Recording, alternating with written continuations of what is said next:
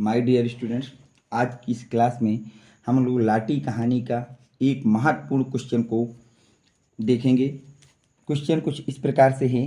कहानी कला के तत्वों की दृष्टि से शिवानी की लाठी कहानी की समीक्षा कीजिए। ये क्वेश्चन आपसे यूपी बोर्ड ने 2002, 2003, 2006, 2009, 2015, 2018 और 2022 में आपसे पूछा था। क्वेश्चन था कि कहानी कला के जो तत्वों की दृष्टि से शिवानी की जो लाठी कहानी उसकी समीक्षा आपको करना था। तो आप जिस तरह से मैं बता रहा हूँ इसी तरह से आपको लिख करके इसको प्रैक्टिस करना, और बोर्ड में अगर आप ऐसे के ऐसा छापाते हैं तो इस क्वेश्चन में आपके एक भी नंबर काटे नहीं जाएंगे। क्वेश्चन में सबसे पहले आप हेडिंग डालेंगे लाठी कहानी की समीक्षा। कहानी लाठी की एक घटना प्रधान मार्मिक कहानी। जो कहानी लाठी है वो एक घटना प्रधान मार्मिक कहानी है। इसकी लेखिका गौरपंथ शिवानी है, और इसको लिखा किसने बेटा? गौरपंथ शिवानी जी ने लिखा है। कहानी कला के तत्वों के आधार पर लाठी की समीक्षा इस प्रकार है। सबसे पहली हेडिंग पड़ेगी शीर्षक एक कथानक। शीर्षक एक कथानक। कहानी का कथानक एकमात्र लाठी पर ही केंद्रित है। जो पूरी कहानी है वो लाठी पर ही आपकी केंद्रित है। अतः इस प्रकार से लाठी शीर्षक सार्थक है बोला गया है, इसीलिए हमने इस चैप्टर का नाम लाठी दिया है, क्योंकि इसका जो पूरा का पूरा कथा है वो लाठी पर आधारित है या केंद्रित है। अत्यंत संक्षिप्त यह शीर्षक सारगर्भिक और कहानी की मूल भावना पर केंद्रित होता है।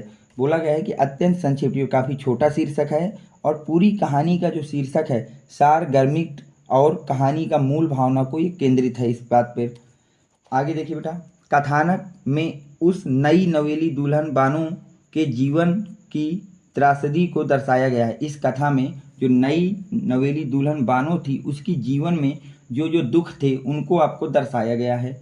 जिसका पति कप्तान जासी विवाह के तीसरे दिन ही युद्धभूमि में उसे छोड़कर चला गया था। ये एक ऐसी कहानी है बेटा जिसमें बानो का जो पति होता है युद्धभूमि में उसे तीसरे दिन ही छोड़कर चला जाता है, और 2 साल बाद बानो ने इन 2 सालों में 7 नंदों के ताने, भतीजों तक के कपड़े धोए और ससुर को हौज बुने 5 शेर उड़द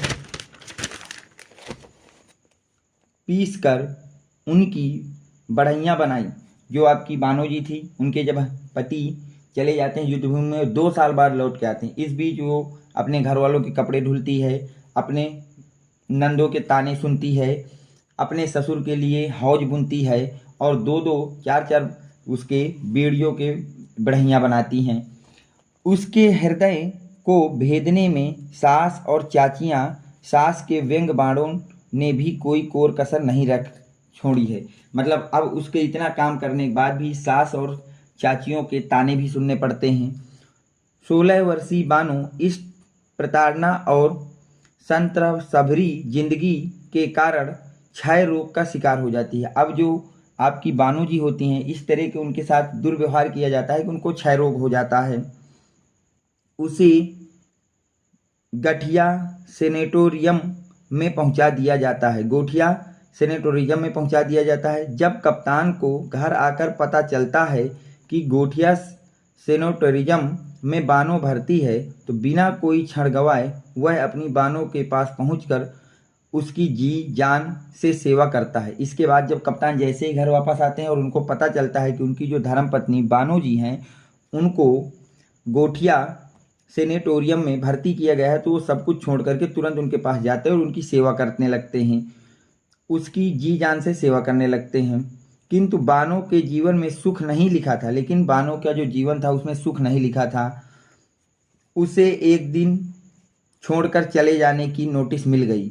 अब क्या हुआ बेटा कि जो बानो जी थे उनको सोनेटोरियम को छोड़कर जाने की नोटिस दे दी गई। मतलब साफ था कि मौत उनके अत्यधिक समीप पहुंच चुकी थी। डॉक्टरों ने इसलिए उनको ऐसा कहा क्योंकि उनकी मौत बहुत अत्यधिक समीप थी, और वह 1-2 दिन की ही मेहमान थी। 1-2 दिन की ही मेहमान थी।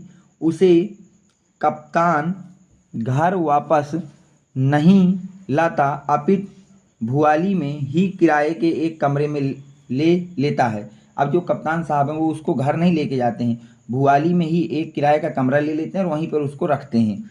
बानो मृत्यु को सन्निकट जानकर रात्रि में घर छोड़कर आत्महत्या करने के लिए नदी में कूद जाती है। अब क्या होता है, बानो जाती है, अब उसको पता है कि उसकी मौत होने वाली, तो घर छोड़कर चली जाती है और आत्महत्या करने के लिए नदी में कूद जाती है। नदी किनारे कप्तान को जब उसकी साड़ी मिली तो वह उसे मरा जानकर घर लौट आया। अब जब नदी किनारे सुबह हुई, कप्तान साहब गए, उसको ढूंढ रहे हैं, तो नदी किनारे उसकी साड़ी मिल जाती है और कप्तान ये सोच लेते हैं कि उनकी मृत्यु हो चुकी है और वो घर लौट आते हैं। उसका 1 साल के भीतर दूसरा विवाह हो जाता। अब कप्तान साहब घर आकर के 1 साल के अंदर अपना दूसरा विवाह कर लेते हैं।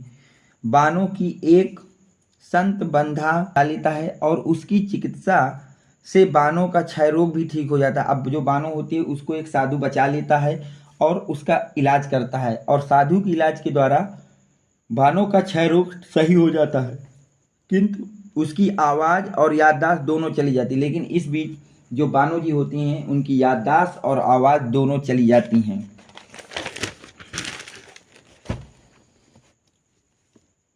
अभिशप्त जीवन जीने के लिए यह विवश है। अब वो इस जीवन को जीने के लिए विवश हो जाती है। कप्तान से मेजर बने जोशी की भेंट एक दिन भुआली में चाय की दुकान पर अचानक ही लाठी से होती है। अब क्या होता है कि जो आपके कप्तान साहब थे वो मेजर बन जाते हैं कुछ दिनों बाद, और जोशी की भेंट जो है, मेजर जोशी की जो भेंट है वो एक दिन भुआली में चाय की दुकान पर लाठी से होती है। यह गूंगी और स्मृति खो चुकी विक्षिप्त लाठी बानो है। अब ये जो लाठी होती है कोई और नहीं, ये वही बानो है जिसकी याददाश्त चली गई है और पागल हो गई है। जोशी उसे पहचान जाता है। अब जोशी क्या करता है, उसको पहचान जाता है, किंतु पत्नी प्रभा के होते उसे स्वीकार करने का साहस नहीं कर पाता है। अब उसकी दूसरी पत्नी जो प्रभा है उसके होते हुए वो उसको स्वीकार नहीं कर पाता है, और लाठी उसे पहचान ही नहीं पाती है। अब लाठी की तो याददाश्त ही चली गई है, तो वो उसको पहचान ही नहीं पाती है। दुर्भाग्यवश लाठी वैष्णवी टोली के साथ वहाँ से चली जाती है। अब क्या होता है, वैष्णवी की एक टोली वहाँ से निकल रही होती है, लाठी उसी टोली के साथ चली जाती है। कहानी लाठी का कथानक एक अभागी महिला के जीवन पर कड़ुरित कथा है। जो आपकी लाठी कहानी, ये एक अभागिन महिला की कहानी को बताता है कि किस तरह से उसके जीवन में दुखों का पहाड़ टूटता है। लेखिका ने महिला जीवन की इस त्रासदी को कथानक के माध्यम से दिखाने का प्रयत्न किया है कि महिला का शोषण का मुख्य कारण क्या है। तो अगर आपसे क्वेश्चन पूछा जाता है तो इतना आपको इस क्वेश्चन में लिखना होगा, तो आपको वहाँ बोर्ड की तरफ से पूरे मार्क्स दिए जाएंगे। इसके बाद और भी जो भी हिंदी के महत्वपूर्ण क्वेश्चन होंगे वो आपको जल्द से जल्द प्रोवाइड कराए जाएंगे। अगर वीडियो आपको पसंद आया है तो वीडियो को लाइक करें, चैनल को सब्सक्राइब करें। Thanks for watching, next video coming soon.